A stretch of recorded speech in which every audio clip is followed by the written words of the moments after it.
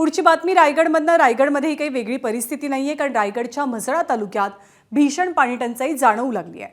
म्हसळा तालुक्यातील वारळ गावात गावकऱ्यांना टँकरनं पाणी विकत घेण्याची वेळ आली आहे. 4 दिवसांनी येणाऱ्या टँकरमधनं मिळणारं पाणी हे मुबलक स्वरूपात नसून केवळ 2 दिवस पुरेल इतकंच पाणी प्रत्येक घरात दिलं जातं. तर दुसरीकडे कोट्यवधी रुपये खर्च करून जलजीवन योजनेचं काम गावात सुरू आहे.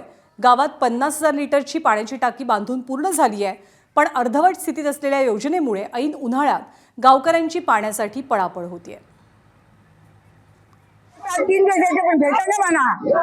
मी काय करू, नाही भेटत बाहेर मी विकत बाटला घेऊन पिडला. विकत बाटला घेऊन पिडला. इथं नाही मिळलं म्हणून नको सांगू तशा. मला काय करू.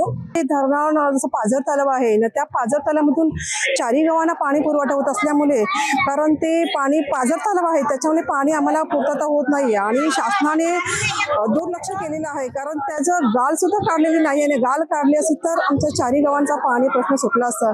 पाण्याची योजना ही टाकी बांधलेली आहे. इथे त्या टाकीमध्ये पाणी नाही, परंतु ते पाणी जे धरणामध्ये जे पाणी होतं त्यावेळी आज जवळजवळ डिसेंबर महिन्यापासून आम्ही पाण्याचे वंचित आहोत. का तर ही लाईन जे सरकारने आम्हाला दिलेली आहे ही जलजीवन योजना, ही लाईन पूर्णत्वाला नाही. एबीपी माझा, उघडा डोळे बघा नीट.